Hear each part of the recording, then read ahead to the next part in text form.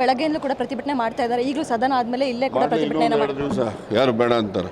ಯಾಕೆ ಬಿಜೆಪಿಯವರು ಇಷ್ಟೊಂದು ಆರೋಪವನ್ನು ಮಾಡ್ತಾ ಇರುವಂತದ್ದು? ವಾಲ್ಮೀಕಿ ಬಿಜೆಪಿಯವರು ನೋಡಿ, ಅವ್ರಿಗೆ ಏನು ಸಿಕ್ಕೋದಿಲ್ಲ. ಇಂಥವು ಯಾವ ಸಣ್ಣ ಪುಟ್ಟವನ್ನ ಇದು ನಿಷ್ಪಕ್ಷಪಾತವಾಗಿ ತನಿಖೆ ಮಾಡಬೇಕು ಅಂತ ಇಡಿ ಮಾಡ್ತಾ ಇದ್ದಾರೆ, CBI ಮಾಡ್ತಿದ್ದಾರೆ, SIT ಮಾಡ್ತಾ ಇದ್ದಾರೆ.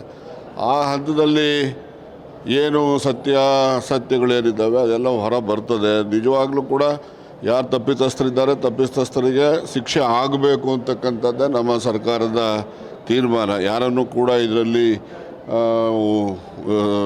ತಪ್ಪಿತಸ್ಥರನ್ನು ನಾವು ಬಚಾವ್ ಮಾಡಬೇಕು ಅಥವಾ ಅವ್ರಿಗೆ ಯಾರನ್ನ ರಕ್ಷಣೆ ಕೊಡಬೇಕು, ಆ ಉದ್ದೇಶ ನಮ್ಮ ಸರ್ಕಾರದ್ದೇನಿಲ್ಲ. ಆದ್ದರಿಂದ ಇವರು ಸುಮ್ಮನೆ ರಾಜಕೀಯ ಪ್ರೇರಿತವಾಗಿ ಪ್ರತಿಭಟನೆಯನ್ನು ಮಾಡ್ತಾ ಇದ್ದಾರೆ.